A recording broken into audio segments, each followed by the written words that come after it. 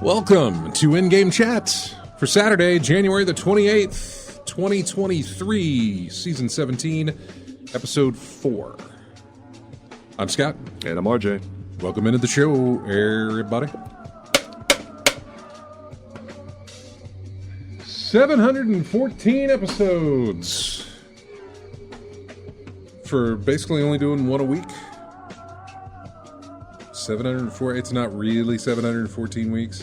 Have we ever done multiple shows in a week before? Yeah, I'm trying to think we did. Before, we used to. Yeah. There was one time we were doing 3 a week.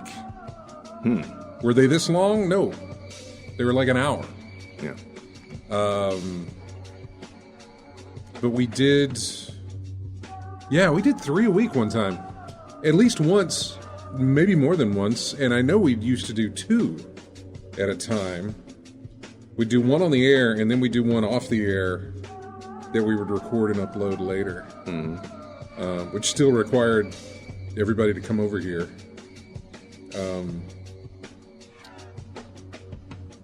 And at the time, it wasn't too bad for me, because I remember my job didn't put me here so early in the morning as it does now. Yep. And so we would, my hours here, you know, I got off at 5. And so did everybody else. Yeah. So it was like, hey, I'm off at 5, y'all come over. And so at 6 o'clock, we'd all sit in one of the other studios and record a show. So that had to stop. We remember the reasons why. Yeah, we do, don't we? Yep. And then we were given back the position. Can we tell that story ever again? I mean, we can tell it off the air, sure. I've told that story many times, never on air, but I've told that story tons of times. Yeah. Because to look back on it, I don't necessarily say I look back on it and laugh, because that was a serious deal. Yeah. But I do look back on it and, you know, it's like, boy. The thing about it is you don't laugh because you shiver, because you think about how easily things could have gone south for the station, that's a whole more bunch of it. Stuff. Yeah, that's more the situation where it's like, yeah, what could have been. Yeah. Hi, I want to offer a promotion for your channel, viewers, followers, views, chatbots, which we don't have any of those. We don't have viewers, followers, views, or chatbots. You hit up the wrong people. Bot. Himmel Gaming Cube. The price is lower than any competitor. Well, so far I don't have a competitor. The quality. This is a message we just got in our chat room here. The quality is guaranteed to be the best. Auto on, incredibly flexible and convenient order management panel. Everything's in your hands. Go to dogehype.com. Yeah, never mind. God. Where's the ads in the chat? Yeah. You know, first time chat, and there probably is something where I can... Boop, he is banned. Yep. There probably is something where first time chat people's message has to be like approved first before they go through. Mm-hmm. You know? So I'm sure that's in there somewhere, and if I would take the time and look for it, I could find it and turn that on. So that we wouldn't have stuff like that happening. If you'd like to get in touch with us, you can. The phone number is the same number it was last week. or any day of the week that you listen to this radio station, 272-9228. That never changes. Check out ingamechat.net for all the links to get in touch with us. That never changes either. You can find us on Twitter at InGameChat. You can find us on Facebook as well. Those really haven't changed also. Email us, everyone at ingamechat.net. It never changes that I tell you, but it also never changes that you don't email us. We are streaming the cam right now on Twitch. Go to twitch.tv. You can find us there and join us in the chat room that we just got a nice little spam message from, and you can talk with the spam bots while we broadcast. Keep them company, you know. Give them something to do. You can also join us on Discord. You can find that at our website, ingamechat.net. Go all the way to the bottom. You'll find a Discord link. I hope it still works. I think it still works. You can go there, and if you do go there and it doesn't work, find a way to get in touch with me and tell me, and we'll get it fixed. And then you can talk to us through Discord instead of over the phone, because the phone, I like the phone. And for those who just have to use the phone, you can use the phone. We don't mind the phone. If you got Discord, though, sounds really good. Hi, who's this? You're on In-Game Chat. This is Chris. What's up, Chris? What's going on? Yeah, the phones are just a whole lot easier and quicker. I mean, maybe. Yeah. I don't know. Discord, you don't have to dial. I mean, you just open an app, and then, boom, you're in. And it's just a little bit more to it than just picking up the phone and just dial. I don't know. I haven't used my my phone to use Discord before, to be honest with you. Yeah, it's a little bit of it's a good bit easier just to pick up the phone, even though I don't sound as good as I do through the phone. But oh well. No, mainly when I use Discord through the phone, it's just because Discord's also kind of like a message board thing. So I just sit there and type questions back and forth to our Destiny clan, like, hey, what's the update today? Especially when it went down this week. But yeah, so what's on your mind? What do you want to discuss here, Chris? I finally got into playing the new God of War. Oh my God! Finally. Well, I will not. I will not tell you any. I will not reveal any spoilers. I think I'm pretty sure you're way ahead of me, but for the sake of letting you know, I've just saved Tyr, and we just came back from the elf realm. Oh yeah. And he just got back and was fit supper, but Atreus just went to sleep and and had that dream state, and I'm in the very beginning of that dream state where he fell asleep and started dreaming. Okay, all right. That's good to know. I'm not, because of however long ago I got to that part. And because also however long ago in between story beats, I don't know what that was, because I will, when they give me the opportunity, like I'll do the story mode a little bit, but as soon as they give me the opportunity where it's like, hey, we can go do what we've got to go do, or we can go explore a little bit, and I will always choose explore. Until I get tired of doing that for a while. I'm like, all right, let's get a little bit of cohesiveness. Let's get a path going. I'll go back to the story. I'm at a point now where so far they haven't told me that, hey, this is it, which I don't know that they're going to, because I know the game continues, where at least it did in the first one. And you played the first one, right, Chris? Yeah, it's been a long time ago, but I vaguely remember that. Right. So, like, when you finish the first one, you just go back home and the world's open to you to wander around and do whatever you want to do again. You can also start a new game plus if you want to, but you can also continue on, finishing up things you wanted to finish up. So that, again, I don't know how this game plays out. So I can't tell you what happens at the end. If going based on the first, there will be that opportunity at the end to continue on and finish up what I want to finish up. But as you guys know, and I've said this before, once I'm finished with the story, it feels like there's rarely a reason to go back. However, I've already run into, because I was on a map and the thing was like 98% complete. The map was. Yeah. And there was this one location I had not discovered. So I'm like, why can't I find that thing? So I look it up. Where is this at? And it's like, oh, it's right here. And so I'm around that area, and it's like, it's not here. And as I read the description of it, it is, they're like, spoiler, after the game, you have to do, and I was like, oh, okay. So after you finish the game, there is like one other side mission that opens up.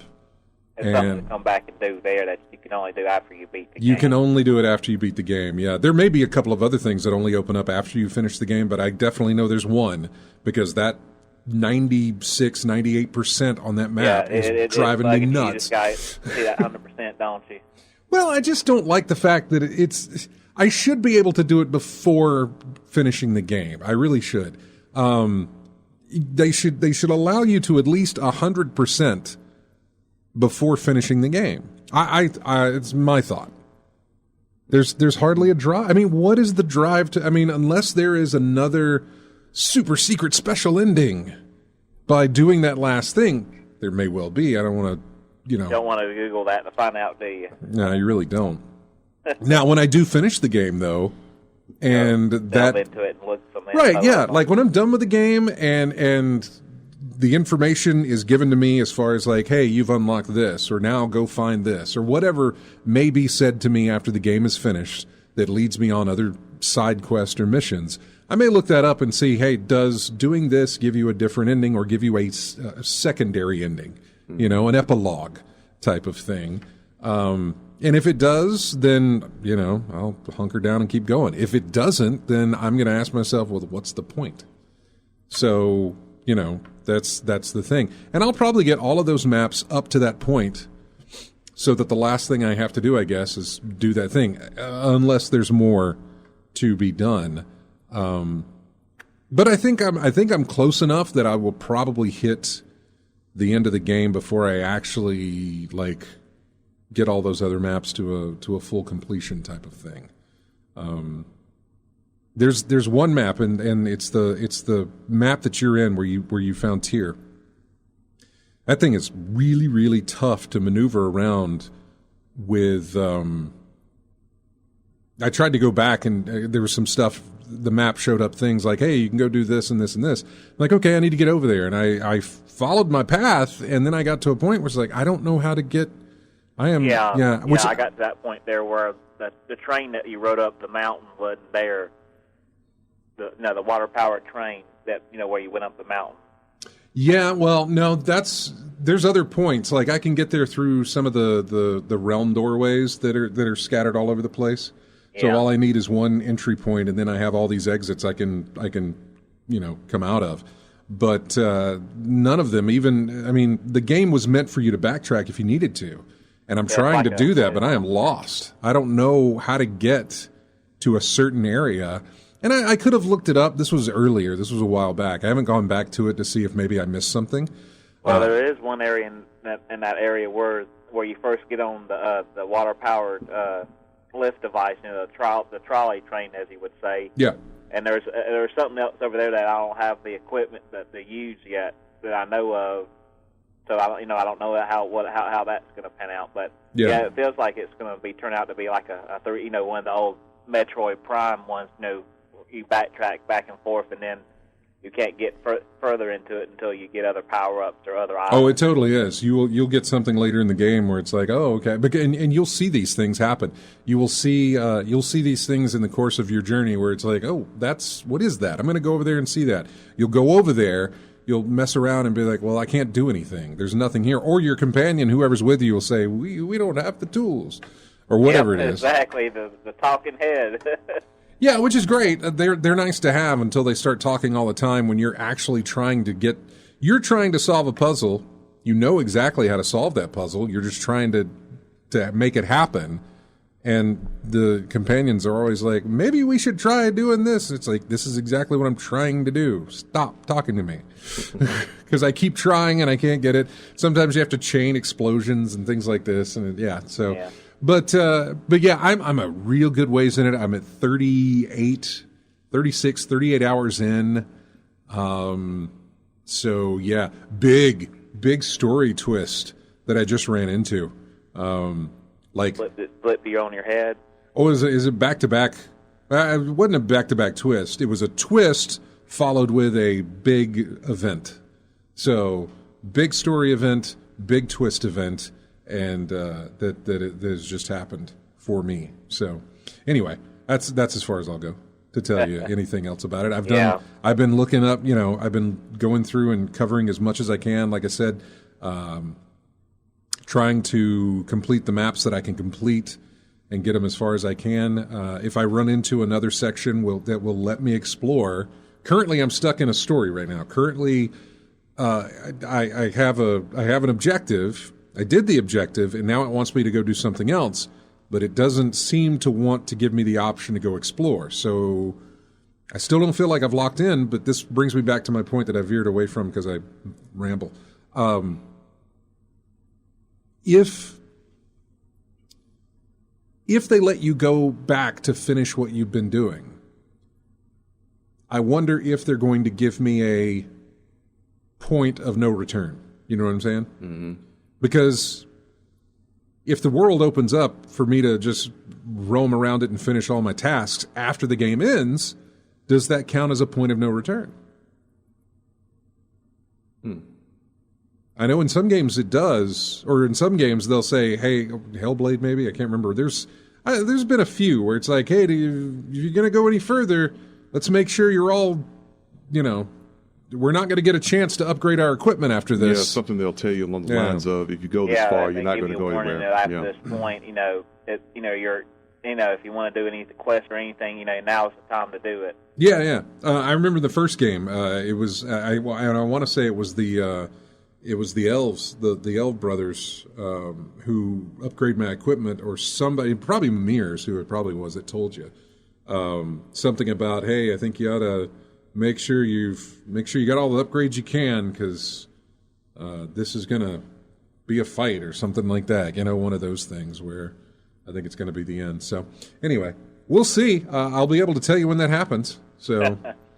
Yeah, I've been enjoying it. I just put it on the easiest set and just to enjoy the storyline and just have fun and then do like you're doing, explore. And every time I get the chance to go explore, just go everywhere I can and then explore to the fullest. And then, all right, all that's done now. Let's continue on and see what happens next.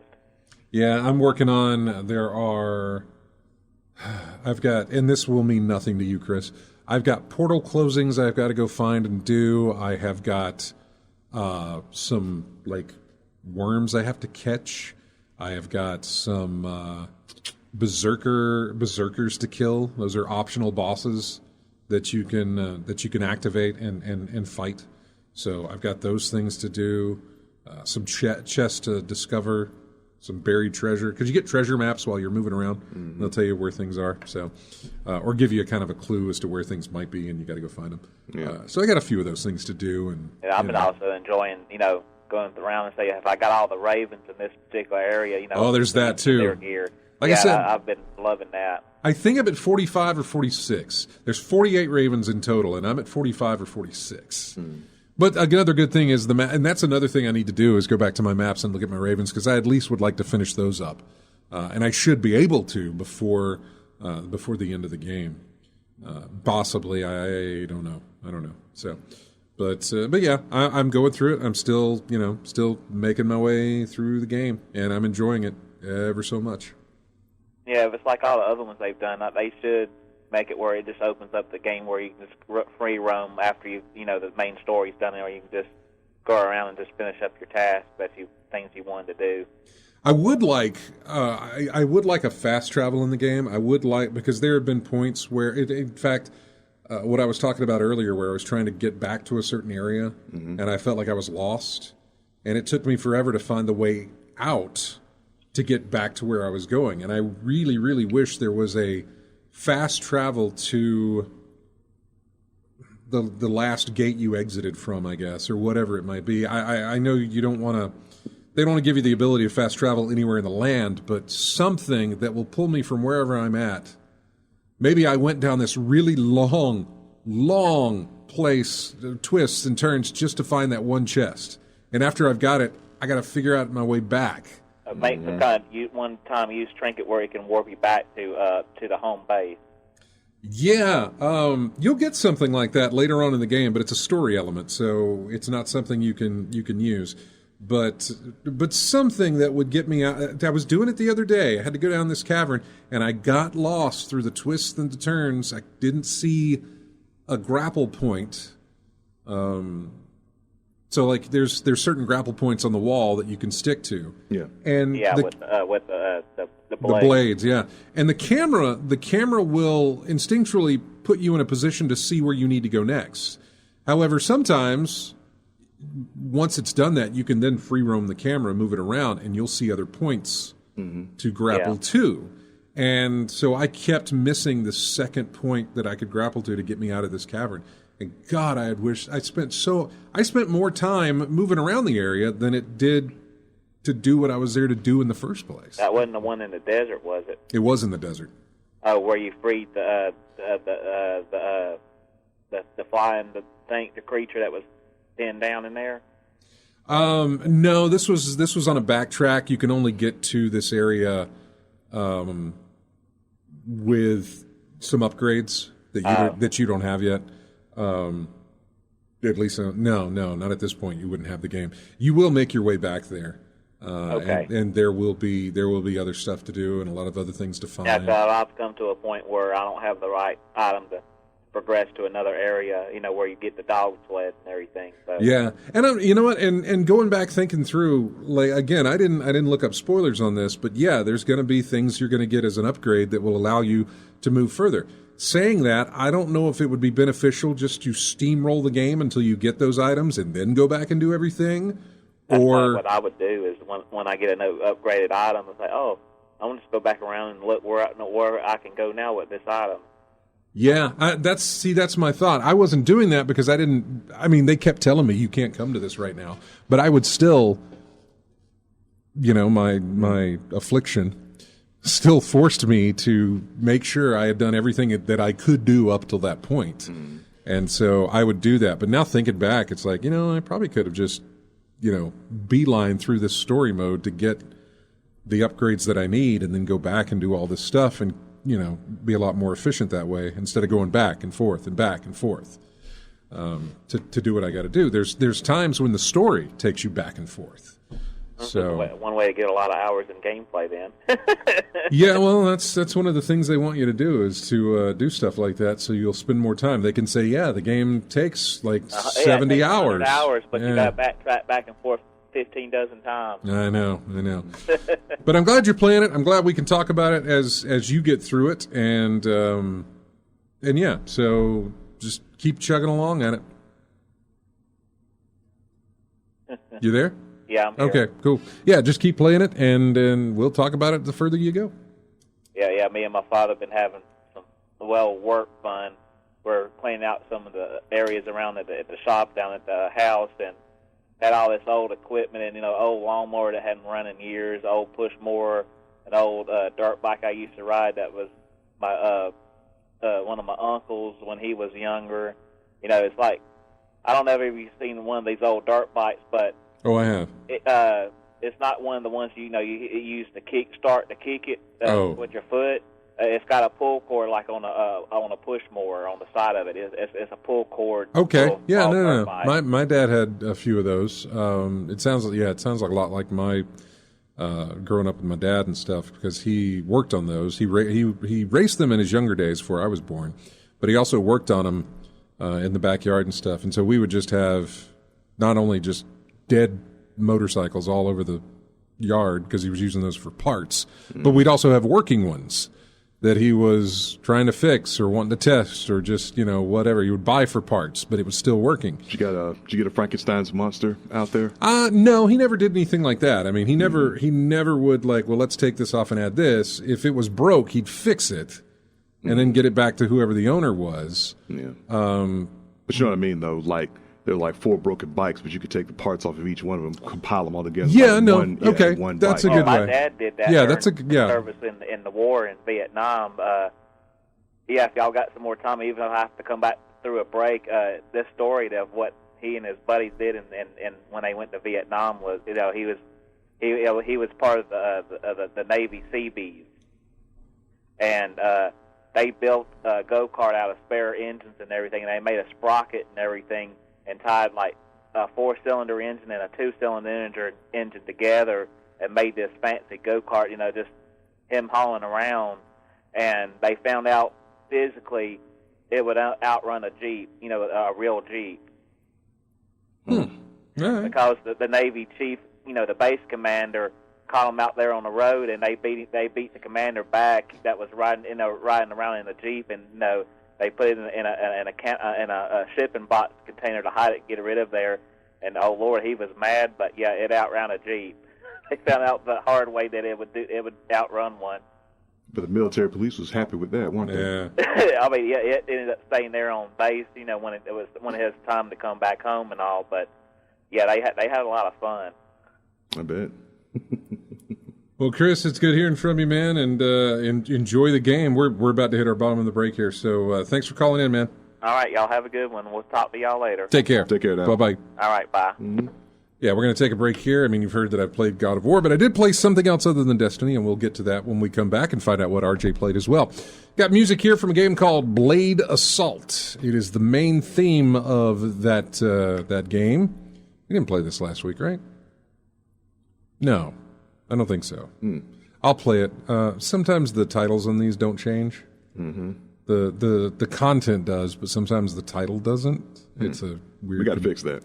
It can Or has it been that way for 15, 20 years? No. It can be fixed, but I have it on a set schedule of when I fix it. Mainly because it's fine on these days, but it definitely is not fine Monday through Friday. Not for the money days, no. Not for the... No, not at all. This is from Blade Assault. It's the main theme. We'll be right back with more of In-Game Chat right after this.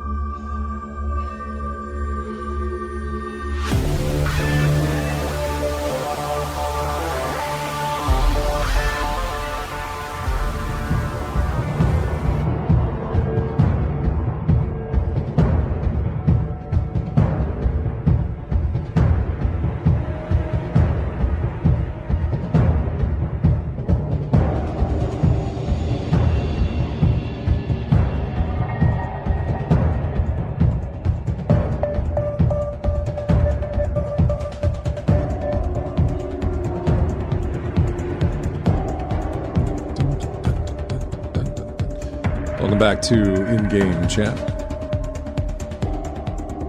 This is music from Wasteland 3. Garden of the Gods is the name of the track.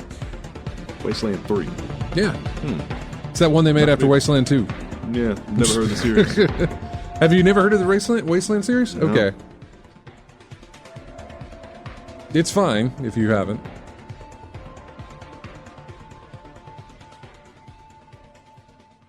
Anyway, the Wasteland 3 is available on this month's, or was it last month? I think it was last month's Humble Bundle selection. Wasteland 3. Sometimes it's where I go to find music when I can't think of anything else to use. So that's where a lot of these tracks are coming from. In the chat room, we have Thar66, Lethal Migraine, who joined us on, he joined our Discord, so that was great. Kata, Evans041111, Drunk Degenerates, Drapsnat. That's a great name. Delotex. No. Delots. I don't know. Delot X is what that is. Bam Brian 17, Alicidra, and 01 Ella, plus AC Wraith hanging out in the chat room as well. I want to thank all of you for being in there and watching the show, listening to the show, whatever you might have, and everybody else who is currently listening to the show as well. Thank you. Or watching it, whatever you might be doing. So what have you played, RJ? A bunch of Warframe and Virtua Fighter 5. Okay, before you get into those, yeah. Computer, do you any news there? Looking. I was supposed to help you, and I totally did not do that. It did not. I was gonna send a text to our IT guy on the next day, and I thought, you know what, it's the weekend, just hit him up tomorrow. Don't bother him on the weekend. And of course, never happened. Slipped your mind, yeah. Oh my God, did it ever? Yeah, but no, I've been doing a lot of looking around eBay and Amazon, places like that for use the processor, see what I can do there. But apparently i7s range from 50 to 75 used. So like I think I had an i5 in there. Mm-hmm. So i7, okay, I'll just see how it works and whatnot. But that's like the last option. I mean, the processor. So have you bought one? Have you? No, not yet. Okay. I mean, I'm gauging prices right now. So I got the 50 to 75 range, $50 to $75 range right now for some i7s. Yeah. I see out there that'll fit my board. But I'm debating what to do if this doesn't work. I mean, what are my options after that? Because if it ain't we've tried everything else, tested everything else out, and if the motherboard, it ain't the motherboard, and if it ain't the processor, I mean, what else is there to test? Because I've tested everything else at this point. If you put a processor in there and it still doesn't work, I may as well build another computer. Just build, just building it. And this is kind of why I want to get you just to borrow a processor that'll fit in there, just so you can try it. Mm-hmm. Just so you can try it. Yeah, I mean, I've asked around, and some folks had them, but they were like wouldn't fit the board, or stuff wasn't compatible, or they had one, but it was being used, repurposed in another system that they're currently using, things like that over and over again. So yeah, maybe post on. Well, I was going to say maybe post on the Discord there, but at that point you'd need somebody to mail you one, because not everybody in there is from here. Yeah, so I'll probably just in the end I'll probably just get the process, the used processor there, and see what happens when I stick it in there, and hope it works. I will reach out to him tomorrow. Yeah. I will reach out to him tomorrow and see if he's got something, because you sent me the info that I need, and so I will do that. I will get in touch with our IT guy. Just see, I borrowed some stuff from him before when I've had some computer issues, like a power supply. He brought some graphics cards for me whenever that went out, but I couldn't use them. He's like, "This is what I got," and so there you go. And so I couldn't use them. But yeah, they were for business, not for gaming. They were just rather old. For business and not for gaming. Yeah, just some you'd pulled out of some machines. So. Yeah. Anyway, so Warframe, and what was the other one? Warframe and Virtua Fighter. Virtua Fighter 5. You're going to a fight convention, or not a fight convention, you're going to an anime convention. What are you going to? It was a Comic-Con. Okay. There are going to be some video game tournaments there. Always is. Are you going to be participating in those? Most likely. It's been a while since I've played in a tournament. Just been observing them a lot more than anything else, so I'm actually going to... What's the tournaments that you're looking to get into? They will most likely have Street Fighter 5 there. Okay. Some probably Guilty Gear Strive. Things of that nature. Okay. They probably won't have Virtua Fighter 5 as a tournament, but someone might have a setup, put up there and play it. And if that's the case, I'll join in and get some matches in. But I'm pretty sure they're going to have Street Fighter 5 and any anime-based looking game out there as well, because it is an anime convention. So we'll have that going. Would that be Bloody Blood or whatever it's called? Melty Blood. Melty Blood. That's what it is. I didn't know. They might. Melty Blood. I have to look up and see, but I'm pretty sure I didn't know if those titles I mentioned before will be there. I think it has an anime aesthetic to it. I can't remember. Yeah, it does. Based off one, so yeah. Yeah. Warframe, any luck? No luck, I'm sure, with getting up with AC Wraith. No, we've got friends of ours trying to hook up with our clan as well. They're having the same issue I am. Okay, this is good. I mean, it sucks, but this is good that it ain't just you. Yeah, just like try to pull up a name on a cross-platform, can't pull up a name. But I think he's on the same system we are, and he's having that problem. Mm-hmm. He can't find us on there to hook up our names through the in-game system. Yeah, as friends. So I don't know what's going on there. So interesting. We just have to keep plugging away, I guess. Yeah. Just make it through. Mm-hmm. Anything else for? No, just those two this week. Okay. Yeah. For me, Destiny again. Just I play that on the regular. God of War, as we talked about earlier. Mm-hmm. Destiny, by the way, was down for 20 some odd hours. Yeah, so in the news thing. Yeah, pretty much a whole day. Almost. The entire day. Like it went live with the update on Tuesday. Mm-hmm. In fact, somebody from our clan was in there playing, and he was like, some weird things happening. We're like, they just threw a patch out there, and they've updated the game, so you're going to run into some bugs. And then all of a sudden, it's like, hey, Destiny's coming offline for a bit while they investigate our problems. And it did not go back online until sometime the next morning, and I don't mean early in the morning either. I mean sometime around like 9 the next morning. Is whenever it came back online. They got busted a little bit there. So they actually had to roll back And I feel for anybody, because there were people that I was in forums and message boards are like, game's being weird, but oh well, I got my random exotic drop from this thing. People lost stuff. They're gonna have, yeah, and there's really no way to get it back to them that I know of.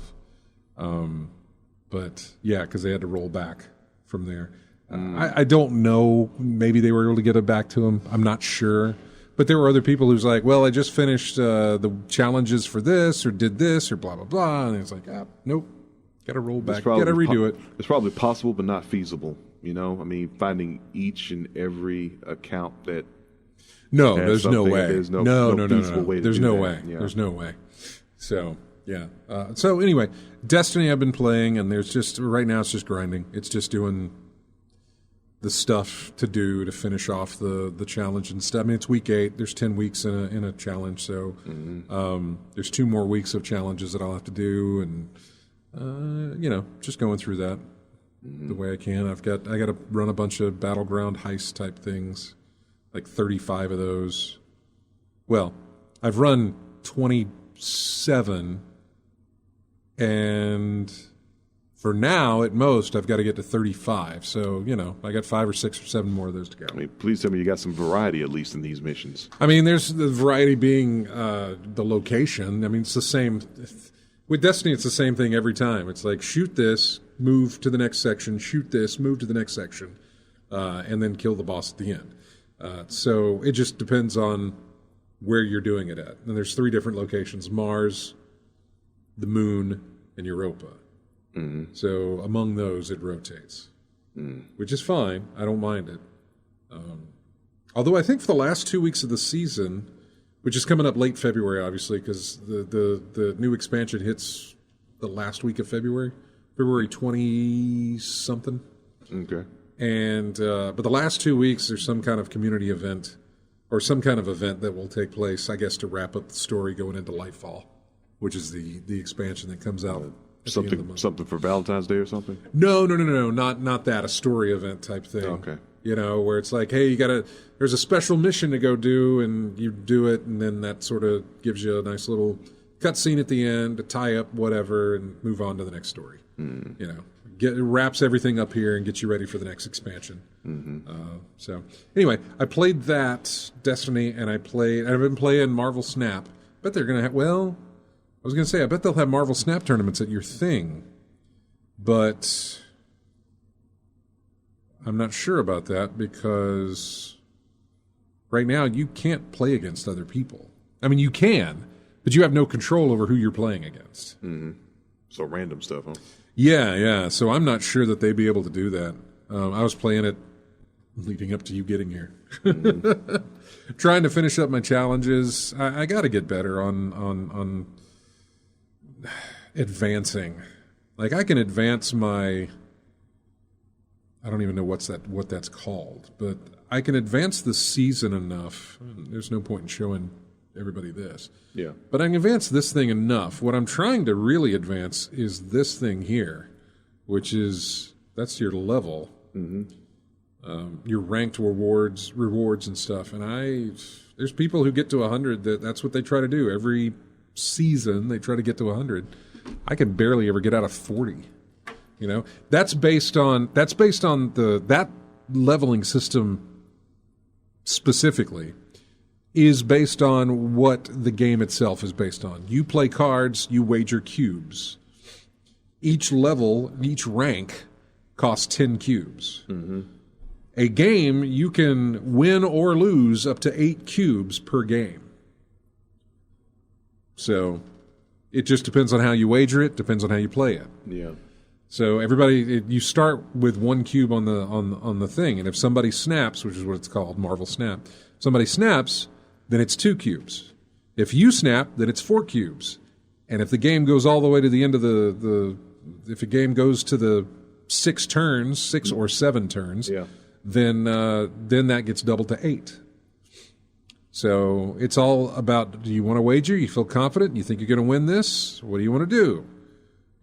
So you either lose cubes, you gain cubes. And is gambling the only way to earn cubes in this game? Yes. Playing it like that is the only way to earn cubes. You can't buy cubes. Mm-hmm. Yeah, no, that's the only way to do it. So it's a very slow go for me. But there are folks at 100 right now, level wise. Oh, easily. I was watching somebody on Twitch. They were in the 90s, and they were playing very, very cautiously. They knew there's a retreat button in there where you can, if you think you're not going to win, you can back out and you won't lose you'll lose some cubes, but you won't lose the full amount. Yeah. So you'll lose up to 2 or 4 there's if got to you be a penalty retreat. system like that if you do that. Yeah, there is. There is. Yeah. And the higher you get, the more cautious you are about that because you do not want to drop those levels. So, there's still a lot of learning to be done. There's still a lot of strategy to be learned and way you can build your decks. I have a couple of different decks. My 2 best decks that I have in there are, I don't know what you would call them. They're, I guess, self-buffing decks, I suppose is what you want to call them. In other words, it doesn't hurt the other player. There's decks you can build that will wreak havoc on another player. Ones that take away their points or will kill cards or destroy some of their cards or something like that. I don't have, in both decks, I have nothing like that. In both of my most winning decks, none of them do that. They are all very much offensive to me. They're very much, give all your cards in your hand an extra point or protect this area or do this. Call them some arbitrary name like your assault deck or your disruptor deck or your something along those lines. Right, yeah. And then the other game I played, which I just played last night, was Hi-Fi Rush, which is brand new.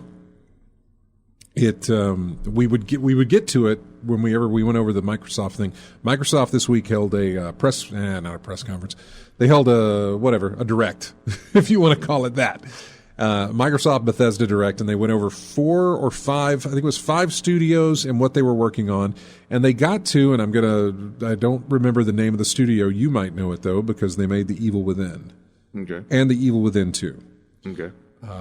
So I can't remember it. But this is not anything like those games. Hi-Fi Rush, it's practically a cartoon that you're playing. The cutscenes are all animated cutscenes. They're very much like a cartoon series. They're very well animated. At times, you kind of wonder if you're watching the animation or if you're watching in-game cutscenes. They have in-game cutscenes, but very well done. It is a rhythm action game that is very when I was reading about it, the inspiration that they said was that they were taking inspiration from Baby Driver, Edgar Wright's film, which I loved that movie. Looks like Jet Set Radio. It's got a little jet set to it, yeah. But it's all on the beat, so there's constant music track going on during the game, and, I mean, your character even moves to the beat. Like, if you just move forward, your character will run with each in the step rhythm of the music. Hitting the rhythm of the music. Boom, boom. Your attacks hit on the beat and will amplify the sound or will add a layer, maybe lyrics or maybe another section of, maybe a different instrumental beat as you keep going or something like that. So there's combos you can do. There's special attacks. There's boss fights. Boss fights seem to encompass actual songs. They're all songs, but some of them are made specifically for this game, and then some are like licensed music, like Nine Inch Nails and Black Keys are in there. So it's free to play on Game Pass. I downloaded it, played it. I really enjoyed it. There was a lot when I looked at it through the lens of Baby Driver. I could see that because everything that is happening in the level is happening on the beat. If a platform extends, it extends because there's a beat for it, and it retracts because there's a beat for it. If a bridge comes across that gets formed, it is going to hit on a beat or however the music goes. It just all plays into it, and which is very cleverly done, and I like that.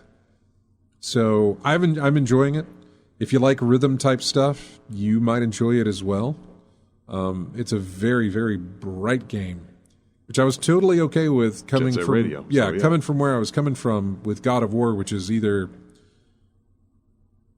snow or I don't know. There's color there in some places. Each area in God of War has like its own aesthetic, its own color to it. But this is colorful. Gives you a very God of War would be ominous, but this is vibrant. Very vibrant. Gives me a Sunset Overdrive look to it. Gives me, like you said, Jet Set look to it. I like it. I do like it, and I probably will go back and play a little bit of it as well. It's free to play, and I know I've got the other things on my plate. But I got through that first stage last night, and it gives you a grading system on how well you did. Just stay on the rhythm. It didn't feel like it. In fact, that would be my only complaint about it.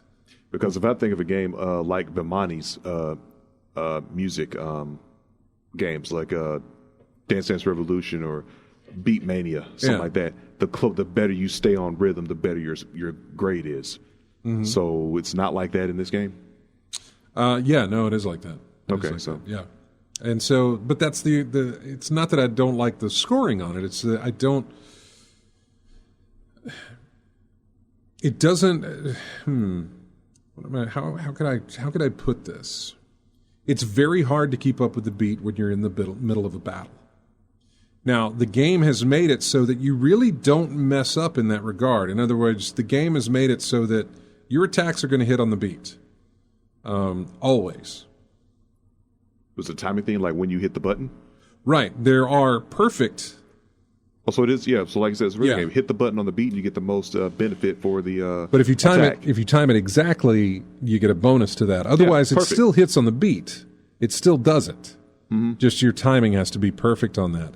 And there are options to attack, wait a beat, attack again. Although the animation that you're doing causes you. So once you press attack, your character is going to go into the animation of making that attack. Well, the beat is still moving. So as soon as you make the attack, you need to press the button again in order to do the next combo in that, because you're following the beat. Mm-hmm. So there's aspects to it to where you want to attack, pause, heavy attack, light. There's different attacks. There's a heavy attack, a light attack. There's an evade. There's a special. Anyway, my timing ain't the best, apparently, on getting these attacks done and doing that. I still get through it, but there are aspects to it where I feel like you could tweak this a little bit better to make it to feel like the timing's off, or feel like the timing's more in sync. Yeah, so a typical rhythm game is going to have you looking at a bar or a string of commands to put in, and you just have to input them on the beat. Right. And there's nothing like that in this game? In the tutorial, there's certain aspects of a tutorial that will give you the bar up at the top and let you press the button as it comes across. Mm-hmm. In a tutorial, yes. In the actual world, there's nothing like that. There are cues, there are signals, there are things on the screen, and you can actually put up a beat meter on the screen. It doesn't look like what it does in the tutorial, but it does show you the beat as it's happening, and so you can look at that and think, boom, boom, boom. Still, it doesn't have the bars to follow along so that you know what you're doing there, but yeah, there's an aspect of that. And I'm sure the more I play, the better I will get at it. Again, that was my first time. That was my first sit-through. That was my first time playing it. Was last night. Got through, the first boss. Yeah, I was saying most rhythm games have a mechanic like that, but if this one doesn't, or they've got it put in a way that it's not familiar to most folks who play rhythm games. So I guess I just have to see a video of it in action and see how they implement that to get a better idea of how the difficulty of getting those beats on time is. What else did they show? We got time. Yeah, that's all I played, by the way, was just Snap, Destiny, and God of War and Hi-Fi Rush, which was free. We'll go over the Game Pass. Yeah, it's free on Game Pass, and also on PC Game Pass as well. I think if it's there, I know it's on PC, but I think if you've got it on Game Pass, you can on PC if you want to, make that step. That's fine.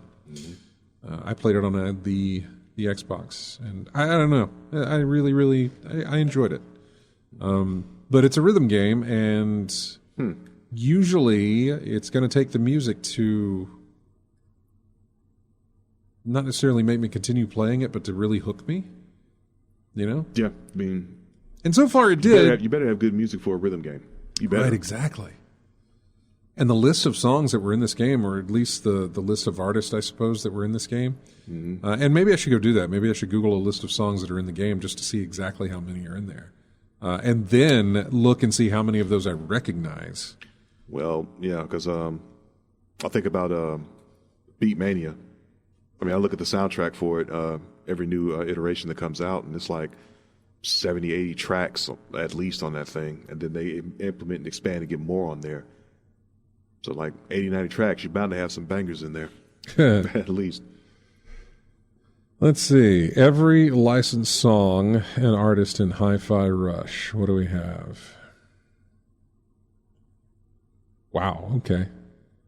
1, 2, 3, 4, 5, 6, 7. There's 8. Every licensed song? Every licensed song on the Hi-Fi Rush soundtrack, Okay, there are 8. see. So we got, if we're looking at the same article from Screen Rant? That is the one, yeah. Yeah. 2 Nine Inch Nails, yeah. Black Keys, The Prodigy, The Joy Formidable, Number Girl, Wolfgang Gartner, and Zwan. Those are the tracks that you've got there. Well, I'm out of touch with modern day music, but I do remember 9 Inch Nails. I do know 9 Inch Nails, but I know Black Keys, I know the 9 Inch Nails, I know Prodigy. Joy Formidable sounds familiar, but then the others, Number Girl, Wolfgang Gartner, and Zwan, do not. Yeah. Tango Gameworks, by the way. Tango Gameworks, yeah, when they did Evil Within. And apparently they did Ghostwire Tokyo, too. Again, this is just such a departure, which I'm fine. I love this. I love that they got variety. It's not they're not like not like a typecast actor. I know, like a studio that just makes scary games, man. You don't have to do that. And this is so far from a scary game. This is so far from what they had made with the super seriousness of Evil Within and even Ghostwire Tokyo with true survival horror. Right? On yeah. that one, yeah. So really interesting to see them go down this path, and I'm totally fine. So yeah. Another one like that had a really good soundtrack, but it wasn't really based on rhythm. Still, it was SSX. Oh yeah, yeah. When that came out, I mean, I remember getting the soundtrack to that one. SSX Tricky was the one that I really enjoyed, especially just it was the way that they moved the music into the thing. You didn't have to do it on the beat, but whenever things were working, man, the music kicked in. It was really good. Yeah, it was like I know the SSX, the remake one. The music would change depending on how good your tricks were. Yeah. If you got the max benefit for you doing your tricks, the music was really got really nice then. Yep. Yeah, I still miss that title, man. I can play it every now and then, but which one? SSX, the remake on PS3. Okay, yeah. Is that the one where it was just a mountain and you got to pick where you want to do? You got certain regions all over the world, and there's certain some mountains you got to get down. I think the best one was Mount Eddie because it was the longest. Yeah, one that was like a. I did whatever I could. It was a double digit. I think from top to bottom was a good 12 minutes? I was going to say, wasn't it like a 15-minute run? It was a 15-minute ride from the top to the bottom. Yeah. Yeah. At night. I remember that. Trying to do tricks to keep your boost meter up. Yeah. It was a good long trip going down that one. Tharsay's best rhythm game was Space Channel 5. I never played that. Yeah.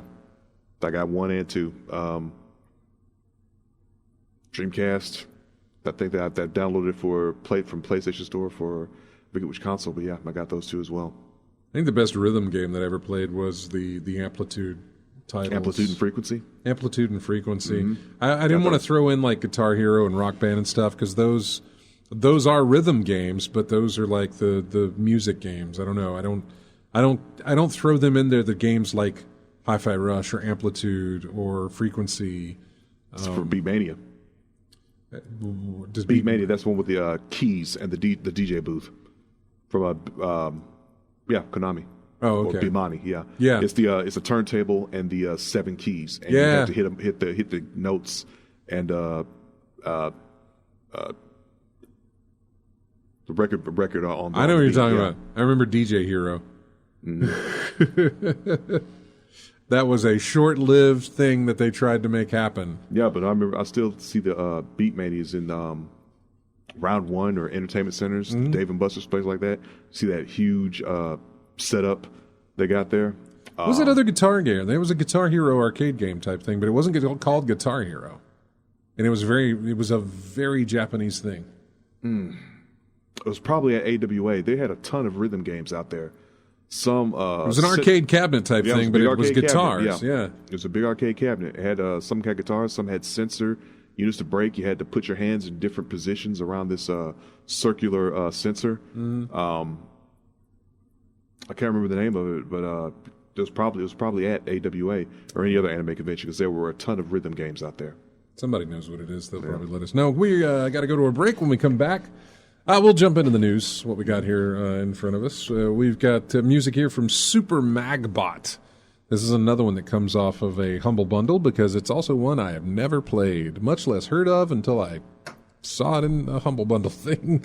So here you go. Music from Super Magbot. A lot of these, when I downloaded them, they had, here's the full soundtrack. And so I was like, okay, you don't have individual tracks? I'll have to download the whole thing and then find something in there to use. This is what I found.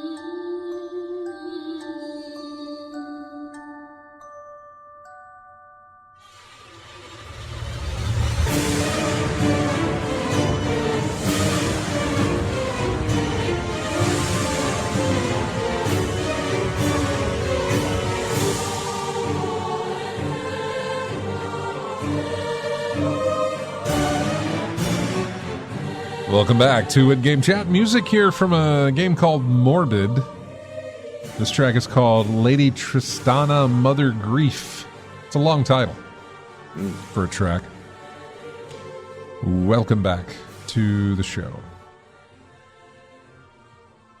All right, jumping into the news.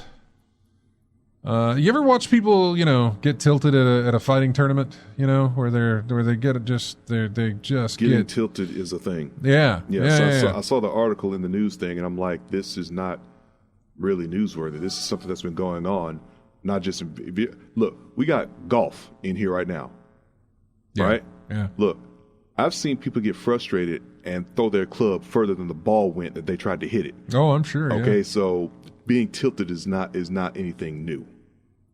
Unfortunately, while the tournament was underway, one of Canada's top players sparked some heated discourse. This is from Smash Brothers Melee and Smash Brothers Ultimate community around top player privilege and an ego problems when he threw his controller after losing a match. Considered one of the best, in Canada, Riddles is ranked 9th in all of North America. He is a member of the esports organization Team Liquid. He placed in the top 10 at just about every tournament he's competed in, with the last first-place win being at the November Path to Glory tournament in Saskatchewan, where he took home about $11,000 alongside the top spot. So he's considered a really, really good player. Knowing he was entering Genesis 9, a California tournament stacked to the brim with top-tier talents, his ardent fans and interested onlookers were expecting him to perform. He did, but not to the level he or the game's community might have hoped for. He found himself in the losers bracket after losing a close set against another player. He would win the next two matches in that bracket, only to wind up facing off against somebody from France. The bout started heavily in his favor. However, he couldn't last. Probably had to come back. It all came to a head when in the last bout, Leon absolutely bodied Riddles in spectacular fashion. Riddles lost that match. After sitting in his chair for a while, the frustration clearly visible on his face, and his opponent no longer on screen, Riddles threw his controller down hard before leaving the arena. Folks were perplexed by the upset as Riddles was top seed, meaning he was expected to place pretty high. The guy who beat him is ranked 77th. So, yeah, there were a few taking pictures of Riddles sulking in his chair, but most everyone else in the immediate vicinity was shooketh. It's this brief moment that has ignited the community into discourse about popping off in a professional setting. You throw the controller, somebody on Twitter said. Do you know how much you make people suffer? You lost and got outplayed by a neutral character. You just cheese people at zero, so stop it. It's called holding people accountable, another tweeter said. Something this community needs more of, actually. It doesn't matter if he's humble, he still had that moment. If you give him a pass now, 9 times out of 10, it'll happen again. Just stop. Everyone has those moments, we get it, but shrugging it off like this just shows why top player privilege is a thing. I guess I guess it is unsportsmanlike, I suppose you would call it that. Maybe, I don't know. I'm not in that environment. How do you feel about it? I guess I'm just old and have seen it too much. Frustration, I've seen it happen before. Personally, I couldn't do it because that's the first thing on my mind is how much that controller costs. Yeah, that's the first thing on my mind. That's why I'm not spiking a controller like that. But I've seen it happen. He won 11 grand. I'm sure he's fine. Yeah, he's fine like that. Yeah, I mean, some folks take this very passionately. They do, and the frustration does show sometimes. Now that rank thing really doesn't matter to me at all because anybody can be beaten on any given day. Yeah, some of the best players in the world have them off days. Sometimes they lose to folks that people think they shouldn't lose to. But no, if you get the right strategy and the right tactics going, you can beat anybody. Some people can't adjust or can't adjust in time.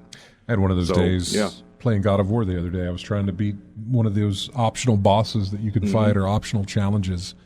And man, I just could not do it. And I was getting so frustrated. Yeah. So frustrated. And I should have walked away from it, but I never would. I just didn't do it. I did stop the fight and go on and do other things, but I was still, that didn't help me. Yeah. So I should have walked away. Yeah, there's sometimes in tournaments I've seen people do things to tick off the opponent because they are sensitive to that. Yeah. I've seen people talk trash, which I'm saying they try to prevent people from doing to tick people off. That's where I got to the point where people are getting really, really sensitive at this point.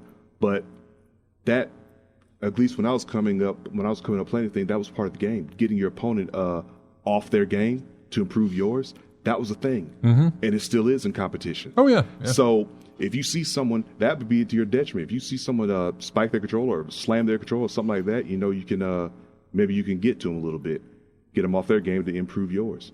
Yeah, that's true. So that was just part of the competitive nature of competition in general, not just the fighting games. Anything that involves competition, people can do that. So, I really don't have a problem with it. Just some people do apparently. And then again, this guy was a top competitor, right? According to the article, yes. I don't recognize the guy's name. I don't know if you do. Sometimes some people get to the top, and people want to find any little thing they can to get to them or bring them down, or possibly jealousy. I don't know. But heck, I bet you some of the people criticizing him have had moments like that too, just wasn't caught on camera. Yeah. I'd be willing to bet that. Very possible. Yeah. Very possible. But yeah, we're getting into an age now where you can't, they don't want you to trash talk, don't want you to show frustration, things like that, but I don't see how it's possible to not do that. In some I don't know. I can understand the trash talk because look,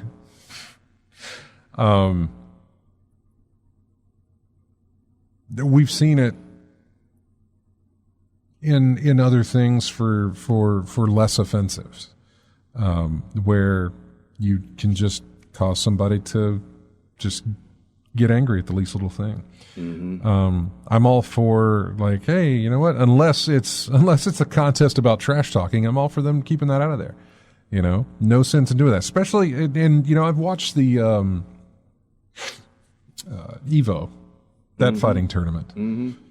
If there's trash talking going on, I don't ever see it. Now, if it's going on screen, you ever heard of teabagging? Well, yeah. Yeah, sometimes you ain't got to say nothing to get someone off their game. No, you don't, and that's fine. I understand that. Matter of fact, the taunt button. Yeah. There are taunt buttons in fighting games. There are, and they put that on that, but do that on screen. But you run a risk at doing that, though, right? Yeah, you run a risk of doing that. Right, exactly. But you also get in someone's head doing that. You can. You have the audacity to put a taunt in the middle of our match. Yeah, I know. Yeah. I know. Well, watch this. Or perfect. I got you right where I want you. They can also eliminate those. They can say, don't taunt. They can tell them not to use the taunt. I mean, it's a thing. Yeah, I know it's their term and their rules, but it looked to me, my initial gut reaction, you look soft doing that. Organizers, you're taking away an element of the competition. You are. I think you are.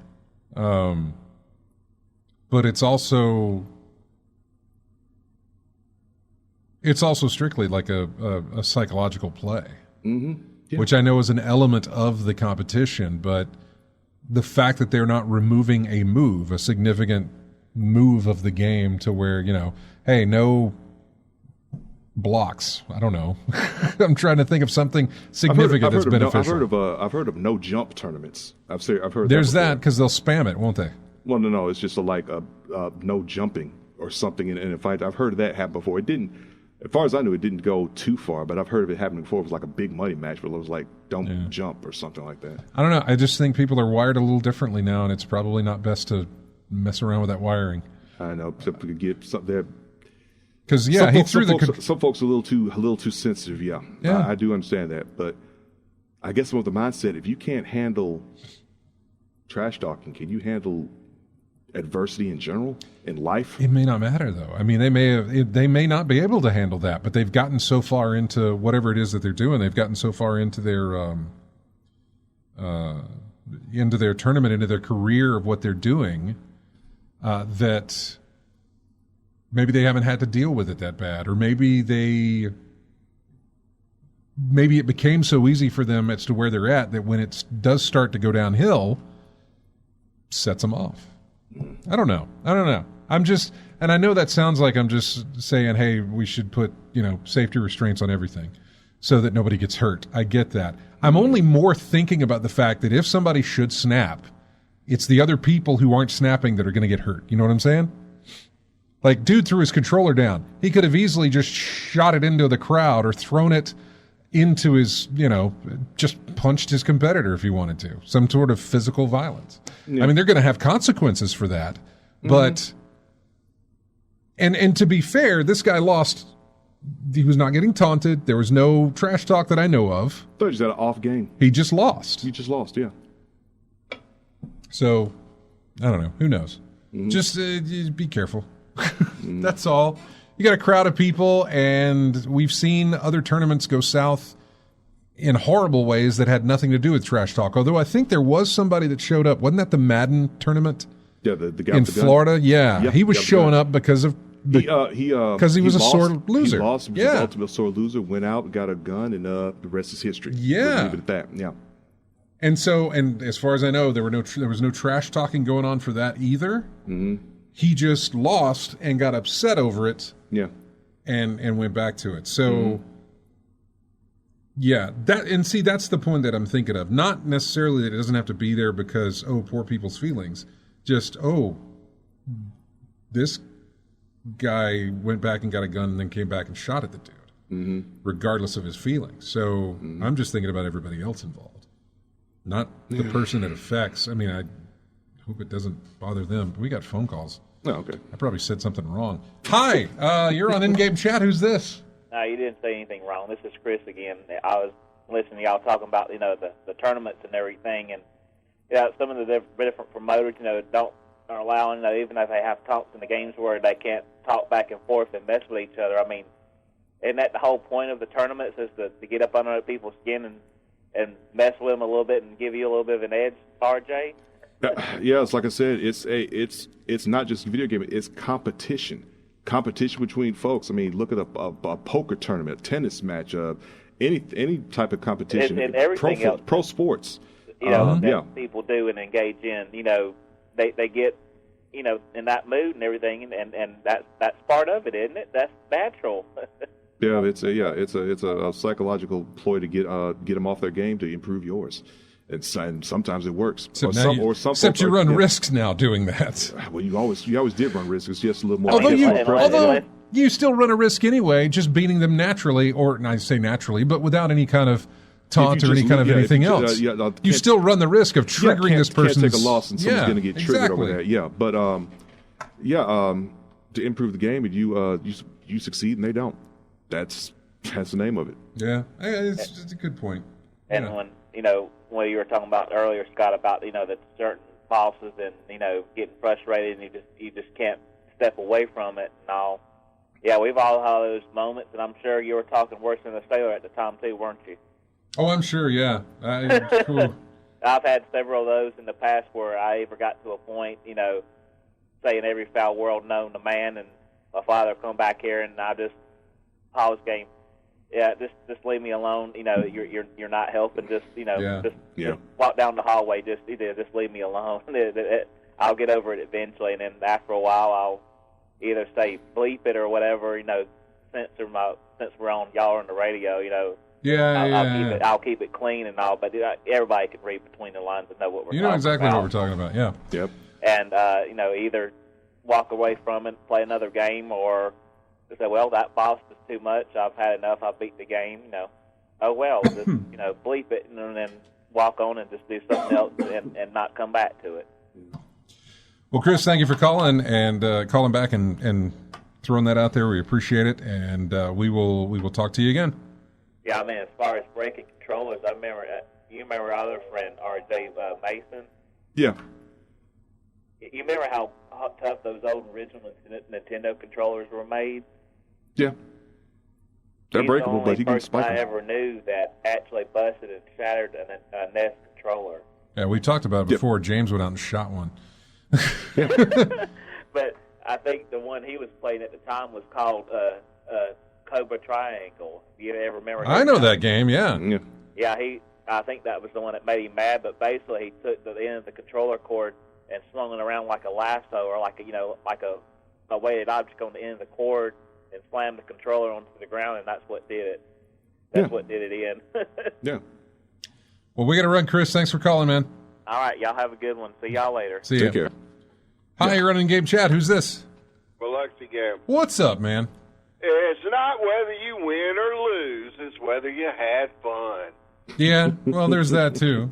And the guy who wins is always having more fun than the guy who loses, probably.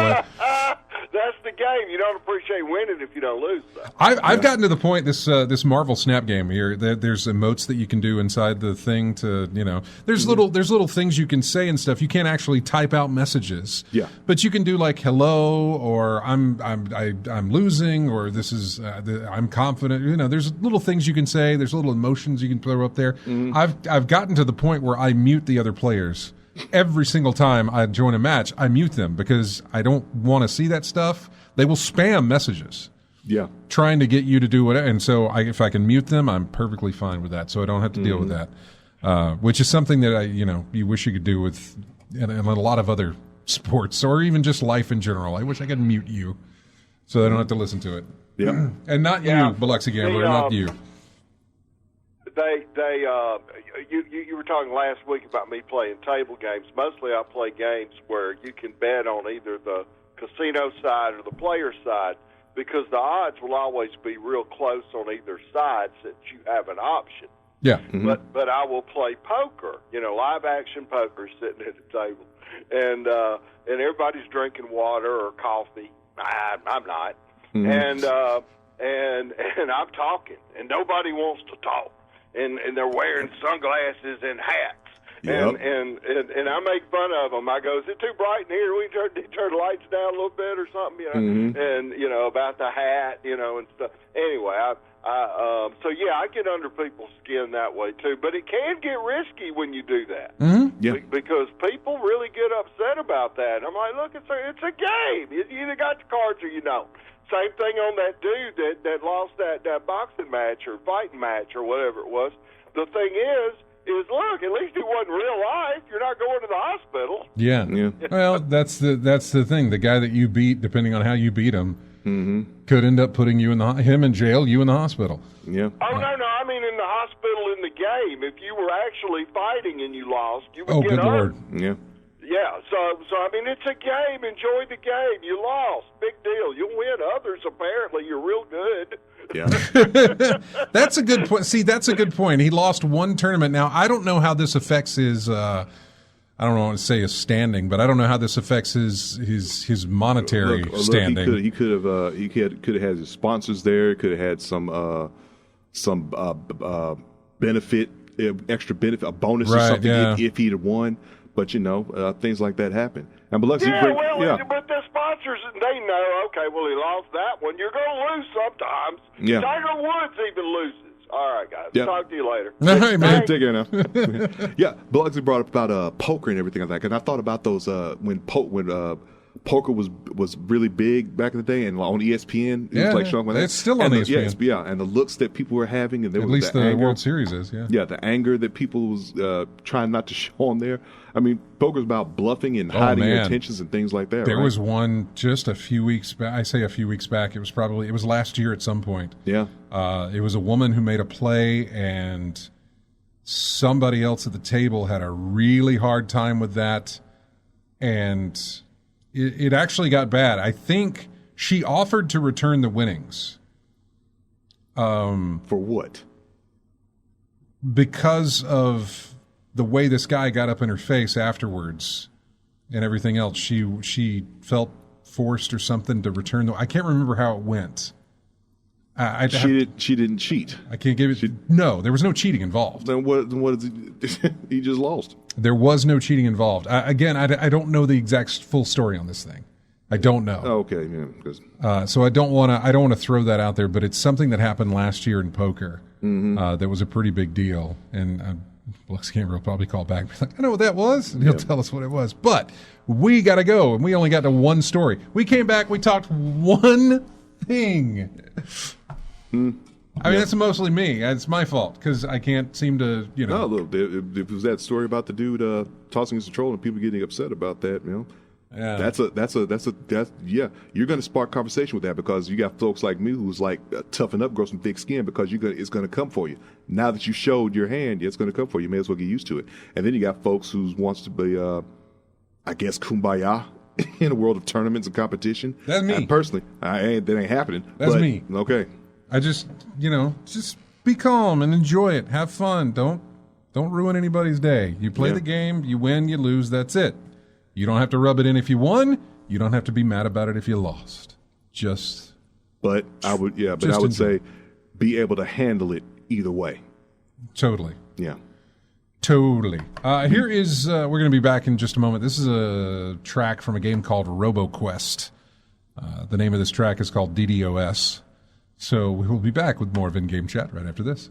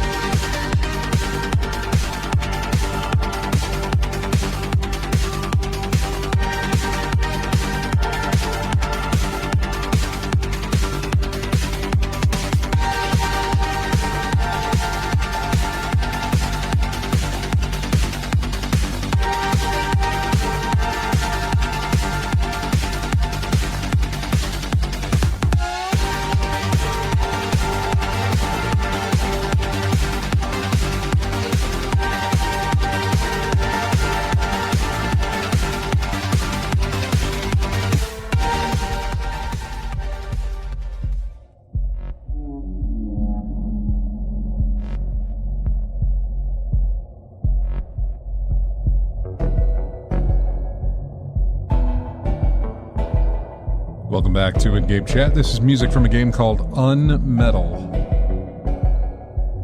I think it's like a parody game.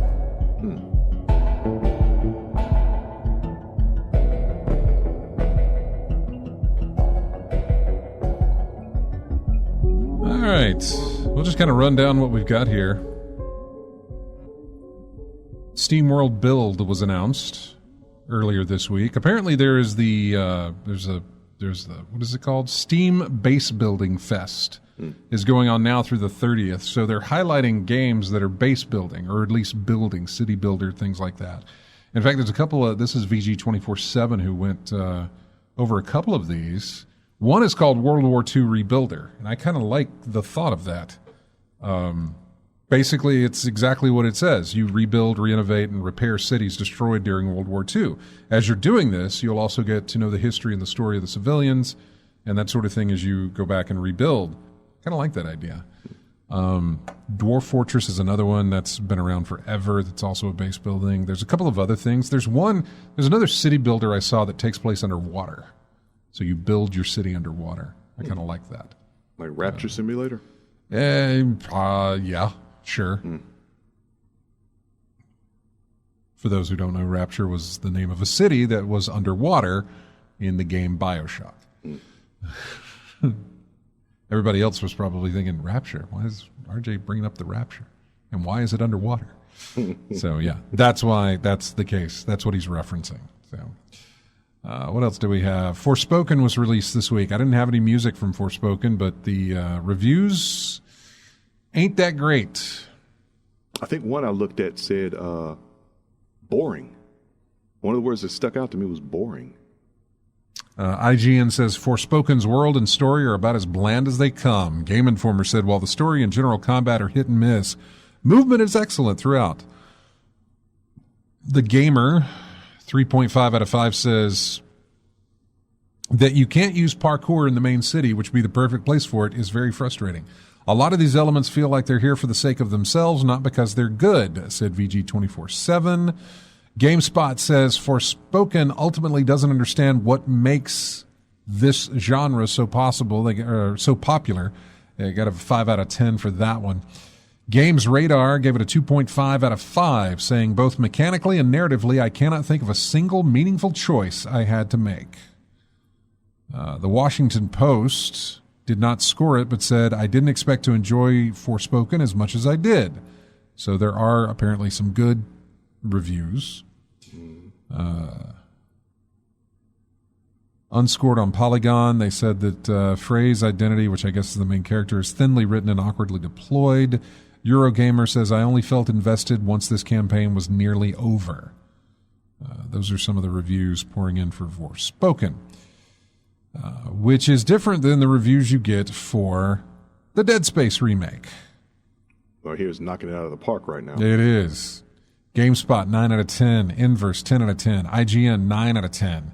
Here's another 9 out of 10. 4 out of 5. 9 out of 10. Eurogamer, which unscored, did not give a score, said, while this is a meticulous and appreciative reworking, it's a little too much of it. A little too much of it seems designed to get in the original's way, to blur its focus and mutate it into an appendage of the omnivorous franchise operation it would become, where everything needs to be written into an ongoing narrative backdrop. The results can be compelling, but make sure you play the 2008 game first.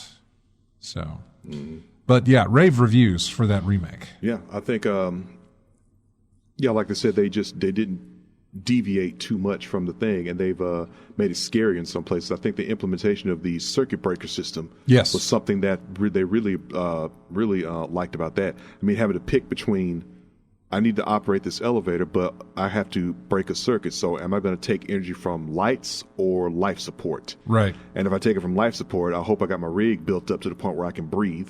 Mm-hmm. But if I turn the lights out, enemies come out and attack, and you have no idea where they're coming from. Right. You have very little light. Yeah. All you got is a light from your weapon. That's it. That's literally it. So, and they do a great job of.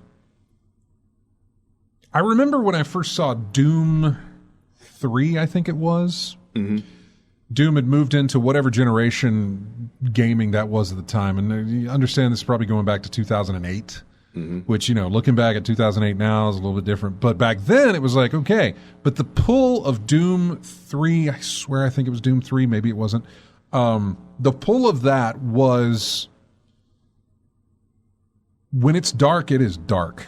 Like your light that you have only illuminates the area in front of you, and the way that they could keep everything around that dark so that you couldn't see. Like if your light is shining on one object and you just move a little bit to the left, you actually see what's there, and you can't unless that light is shining on it. They and Dead Space do a really good job, especially for the fact that Dead Space, I know you'd cut the power in wherever you're at, and so it's very dark, but there's still little beads of light here and there from wherever you're at, from outside, from circuits, outside things, little things on the wall, stuff like that. Running lights that ain't on the same circuit. I guess like that. But my point being is that you can see those, and they're not providing enough light so that you can see enemies. No. But you can see those, but you can't see. You can hear it. You can't see. You hear it. And if I'm not mistaken, I think they become more aggressive in the dark. In the dark than they do in the light. Yeah. So. And the fact that they added in the ability for you to backtrack, go all over and explore the Ishimura. Yeah. And through the trams. Yeah. When you get the tram fixed, you can unlock the ability to go. And the fact that, like in God of War, I'm doing a lot of backtracking, right?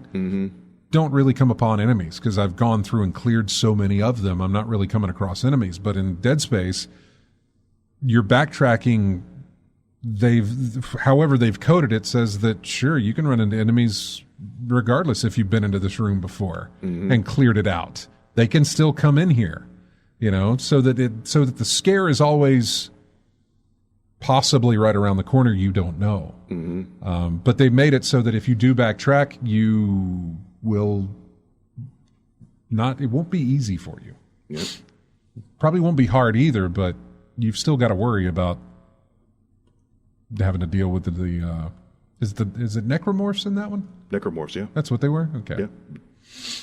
But I think the only complaint they had really was Isaac's face. They didn't like the look of Isaac's face. I mean, it's still Gunnar Wright doing the voice for Isaac in the game, but I think the only complaint I really heard consistently was the way Isaac looks is like, eh. There's another game. There was another smaller complaint, and I can't remember what it was dealing with. And it was how they had kind of changed how the game would play and stuff like that they may have left some stuff out. Maybe because they couldn't do this in the first game, it actually made it more creepy, but I can't remember what it was. I want to say it was something to do with the story, but because of the limitations of what they were working with in the first game, it kind of added the creepiness to it. Maybe the fact that your character never spoke, I don't know. Yeah, I think they added some side missions that would give background on the characters in this one. I think I want to say Isaac's childhood comes up in some of these side missions. Okay, I think, I could be wrong on that, but I think it's something like that. Something that gives a little more meat on the story of the characters themselves. Kendra is a little more interactive with Isaac, so probably Hammond is as well. But yeah, more fleshing out of the character story and things of that nature.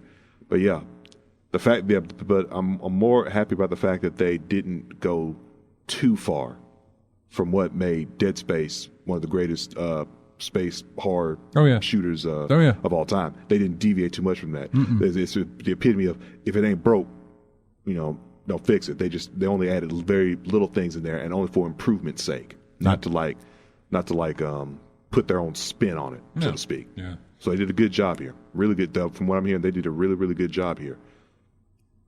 The Naughty Dog, an interview with Neil Druckmann for Naughty Dog mentioned that, well, for one, Last of Us got renewed for a second season for HBO, which, assuming they'll just say, okay, now we're going to adapt The Last of Us Part 2 into Season 2 of this thing.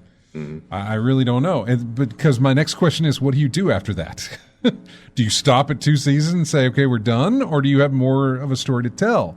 I guarantee you they're going to throw enough money at you if this is successful enough that you're going to really want to make a third, maybe not a game, but a new season. Mm-hmm. That would be interesting that would be very interesting to see that the Last of Us story continues in the form of a television series rather than a video game series. Instead of a video game, yeah. That would be interesting to see. I mean, said before, well, not in that format, but like novelizations, comics, graphic novels, things like that. Yeah. I mean, when I was playing Resident Evil, I didn't know there was a book series written by S.D. Perry. Mm-hmm.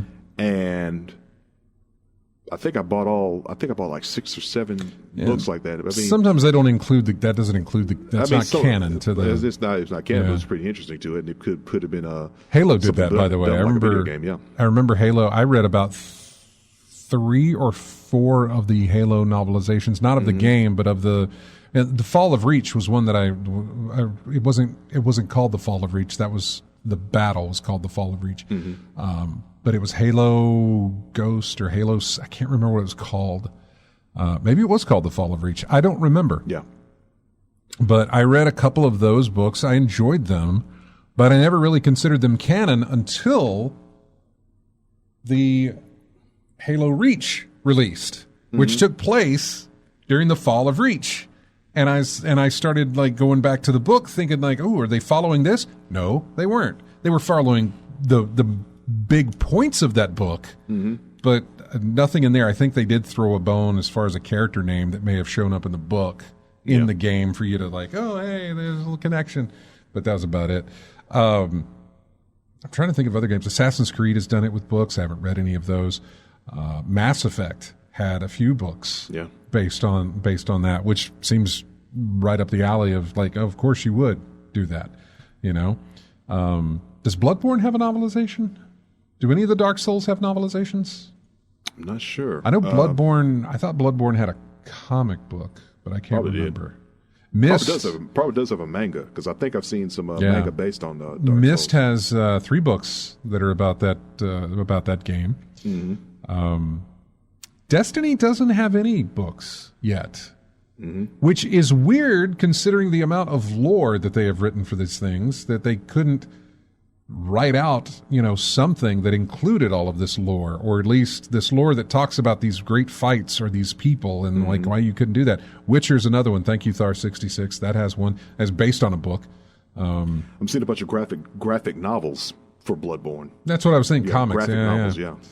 What else do we have in the news here? We talked about Naughty Dog. What I was talking about Naughty Dog was the fact that they said they're pretty much done with Uncharted, not something they look to be going back to. And they are open to a part 3 of The Last of Us if there's a story there.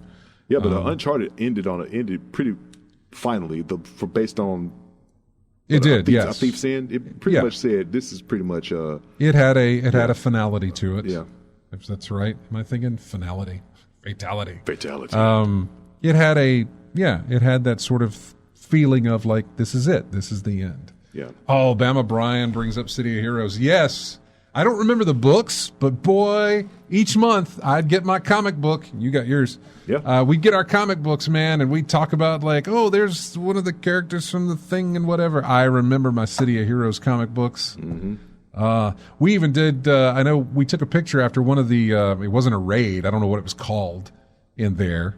But it was something that took like a long time to complete. 6 hours or so we would go through this thing, and I can't remember what it was called. And I remember we all did was it in Boomtown? There was each city had something like that.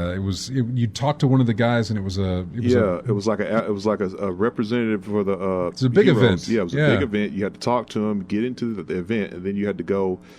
Yeah, you weren't doing this thing solo. You had to go with a crew, and everybody was like working together to take down this big bad somewhere in there. You'd have to go kill these, and you get a clue as to where to go next to kill the next thing, and then you move on until you got to the end of it. And I remember there were some of these that just took a long. I remember seeing the sun come up while we were still playing some of these things. Yeah. But I remember one we finished, and we all went to the Atlas City or whatever the thing's called, and we stood in front of the Capitol area, and we did a screenshot, and then one of our guys turned that into a comic book cover. with the screenshot of all of us on there. Positron's task force. It was a task force. It was a task force mission thing. Yes. Positron's there he is. Positron's task force was 7 hours minimum. Minimum. 7 hours. Wow. Wendy, if you're listening and you think I sit in front of that computer playing Destiny too long, you'd have hated to be with me during the City of Heroes days, man. Although I only think I ever did that once. Or basically any of us in our younger days when we had energy to spare.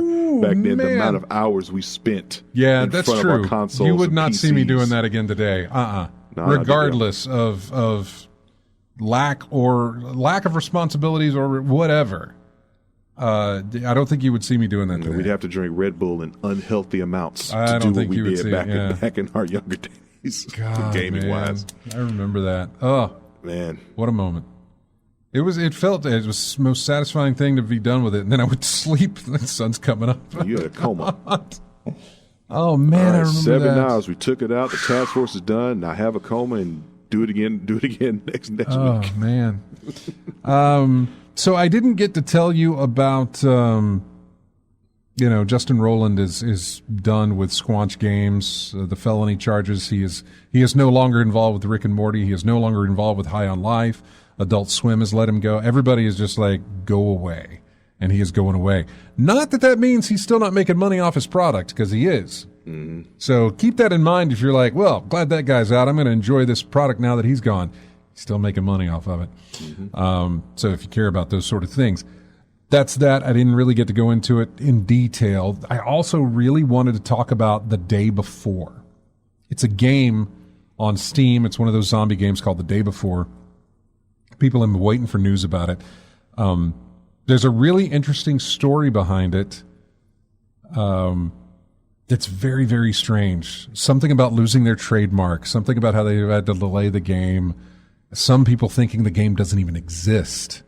They're promoting a game that doesn't exist. So this sounds like one of the interesting behind-the-scenes type. It is, and there's a whole article there called "The Saga Behind Steam's Most Hyped Zombie Game Keeps Getting Weirder." And I really want to go into it, but we do not have the time to jump into it because I've talked about other things for way too long. Good talk, though. Yeah, it was.